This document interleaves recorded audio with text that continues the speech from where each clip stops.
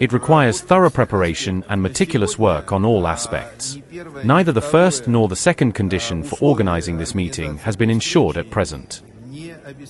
Foreign ministries are actively engaged in everything related to the substance of this kind of contact. The main thing for us at this stage is to ensure that the framework the presidents outlined when they met in Anchorage in mid-August is filled with real substance.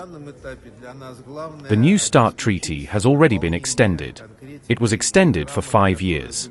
The treaty does not provide for further extension for any period. That's one thing. The other thing is that we have suspended the treaty. We have put forward an initiative, a proposal to the Americans to adhere to the basic quantitative limits for another year after the treaty expires, provided that the United States refrains from destabilizing steps in the strategic area. In other words, extending the treaty is out of the question. There is no room for that at present. We are pleased with this positive development in the Belarusian, a Union State member, air services sector. Even before this decision was made, we had quite definitely and firmly raised with the Americans the question of resuming direct flights. How they will resolve their internal problems related to this, sanctions and whatnot, you should ask them. But we are in favor of resuming direct flights between Russia and the US. Unfortunately, we have not yet managed to achieve progress, but we are not removing the issue from the agenda and will continue to work on it. Contacts are ongoing. We are not hiding that. The agenda is extensive, with security issues being at the forefront. We are in close contact with Caracas on all matters.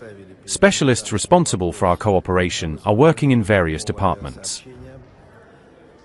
We are keeping all communication channels open. We stand with Venezuela. We believe that the ill-founded US military buildup in the southern Caribbean and beyond is fueling tensions. No one but the US is to blame for this. Venezuela is doing everything it can to stop drug trafficking in the region. In this case, we refer to the relevant reports of the United Nations Office on Drugs and Crime. The State Department actually acknowledged at an earlier stage that the so-called drug cartels we are talking about do not really exist in Venezuela.